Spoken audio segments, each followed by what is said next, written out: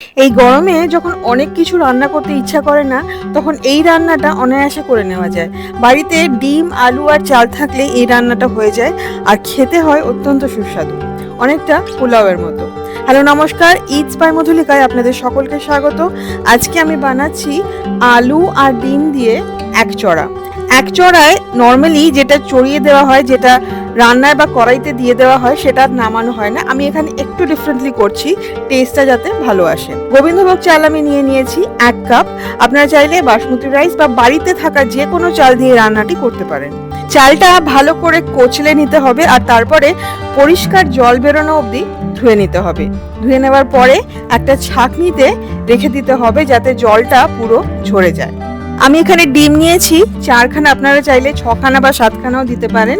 ডিমটার গায়ে চিড়ে নিচ্ছি, যাতে ডিমটা ভাজার সময় না ফাটে আর মশলা যাতে ভালো করে ডিমের মধ্যে ঢুকে যায়। রান্নাটা কিন্তু সর্ষের তেলে করছি। কড়াইতে প্রথমেই দিয়ে দিলাম 1 চামচ সর্ষের তেল, খানিকটা নুন দিয়ে এর মধ্যে একটা ডিম এভাবে ভেঙে দিয়ে দিচ্ছি, আর ডিমের ঝুড়ি বানিয়ে নিচ্ছি। জাস্ট ডিমটাকে স্ক্র্যাম্বলড এগের মতো এইভাবে ঝুড়ি বানিয়ে নিচ্ছি। চাইলে এখানে 2-3টে ডিমও দিতে পারেন, এটা কিন্তু খেতে মুখে পড়লে খুব ভালো লাগে। ডিমটা ভাজা হয়ে গেছে, আমি তুলে নিচ্ছি। একচড়া নর্মালি একবার যেটা দেওয়া হয় সেটা তোলা হয় না, কিন্তু আমি এখানে ডিমগুলো ভেজে তুলে নিচ্ছি। এরপরে নুন আর হলুদ দিয়ে সিদ্ধ ডিমটাও ভেজে নেব লাল লাল করে। ক্রমাগত নেড়ে এইভাবে লাল করে ভেজে তুলে নিচ্ছি। আলু লাগছে, আমি দুটো, একটা বড় আলু আর একটা ছোট আলু 4 টুকরো করে কেটে নিচ্ছি। ঠিক এইরকম একই সাইজের কেটে নিতে হবে। ছোট আলুগুলো 4 টুকরো আর বড় আলুটা 8 টুকরো করে কেটে নিতে হবে। চাল যেহেতু 1 কাপ আছে, সেই জন্য আমি 8 টুকরো আলুই দিচ্ছি রান্নায়। আলুটাকে এইভাবে লাল লাল করে ভেজে নিচ্ছি। আলুটা যখন লাল লাল করে ভাজা হয়ে গেছে, এর মধ্যে দিয়ে দেবো পেঁয়াজ। পেঁয়াজ পাতলা পাতলা করে কেটে রাখা আছে, দুটো মাঝারি সাইজের পেঁয়াজ। পেঁয়াজটা দিয়ে ভাজতে থাকতে হবে। এর মধ্যে দিয়ে দেবো গরম মশলা। গরম মশলা কিন্তু প্রথমে ফোড়নে দিইনি, এখন দিচ্ছি গরম মশলা, তেজপাতা, 2 ইঞ্চি দারচিনি আর 2টো এলাচ। গরম মশলাটা দিয়ে এইবারে ভাজতে হবে পেঁয়াজটা, যতক্ষণ না লাল লাল করে ভাজা হয়ে যায়। দেখুন পেঁয়াজটা কিন্তু অনেকটা লাল লাল ভাজা হয়ে গেছে। এইবারে দিয়ে দেবো এক এক করে মশলা। আদা বাটা 1.5 চা চামচ। আদা বাটাটা ভেজে নিতে হবে যতক্ষণ না আদা বাটার খুব সুন্দর একটা গন্ধ বেরোতে শুরু করে।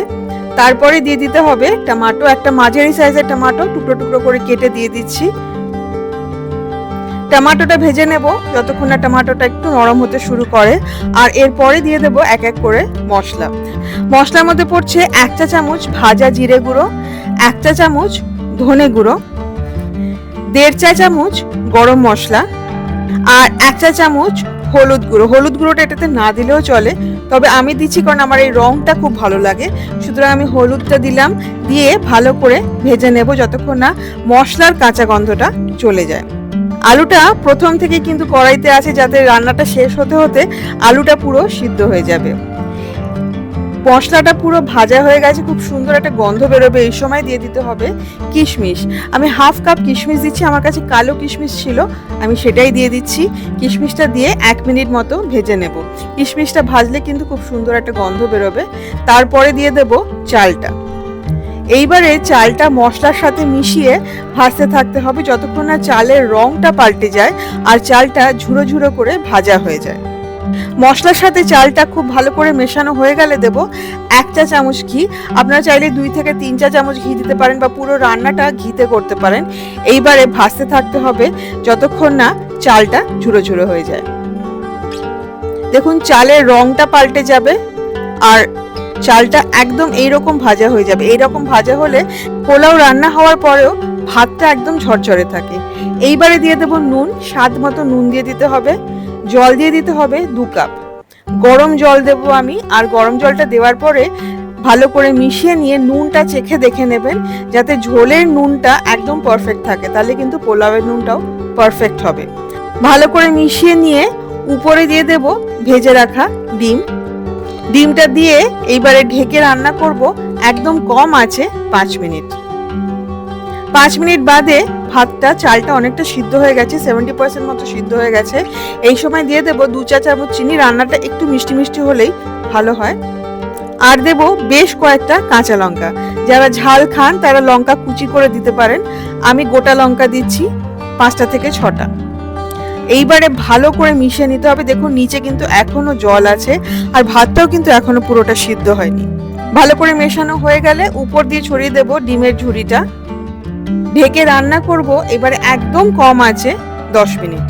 রান্নায় ব্যবহার করা সমস্ত উপকরণের লিস্ট শেয়ার করা থাকবে রান্নার নিচে ডেসক্রিপশন বক্সে, আর শেয়ার করা থাকবে আরও কিছু আমিষ রেসিপির লিঙ্কে ক্লিক করলে রেসিপিগুলো দেখা যায়। দেখে যদি ভালো লাগে অবশ্যই ট্রাই করবেন, আর ট্রাই করে যদি পছন্দ হয় তাহলে প্লিজ লাইক করবেন ও শেয়ার করবেন। 10 মিনিট বাদে ফ্লেমটা বন্ধ করে দেবেন, আরও 10 মিনিট স্ট্যান্ডিং টাইম দিয়ে ঢাকাটা খুলবেন। দেখুন পোলাও রেডি টু সার্ভ। ভাত একদম ঝরঝরে রয়েছে, আর আলুটাও পুরো সিদ্ধ হয়ে গেছে। রান্নাটা শেষ করুন, উপরে হাফ কাপ মতো ধনেপাতা ছড়িয়ে দিয়ে ভালো করে মিশিয়ে 10 মিনিট স্ট্যান্ডিং টাইম দিয়ে সার্ভ করুন। এটা শুধুই খেতে খুব ভালো লাগে। সার্ভ করতে পারেন স্যালাড বা রায়তার সাথে। রান্নাটা ঠিক এইভাবে করুন, এই গরমে খুব বেশিক্ষণ তাহলে রান্নাঘরে কাটাতে হবে না, আর রান্নাটা খেয়ে পরিবারের সকলেরও ভীষণ ভালো লাগবে। রান্নাটা ট্রাই করে যদি ভালো লাগে প্লিজ কমেন্ট করে আমাকে জানাবেন, রান্নাটা শেয়ার করবেন, সাবস্ক্রাইব করবেন ইটস বাই মধুলিকা। সাবস্ক্রাইব করার সময় বেল আইকনটি প্রেস করলে আমি যখনই কোনো রেসিপি পোস্ট করব প্রথম নোটিফিকেশন আপনার কাছেই যাবে। ভালো থাকুন, দেখা হচ্ছে খুব শিগগিরই একটি নতুন রেসিপির সাথে। Happy cooking, thank you.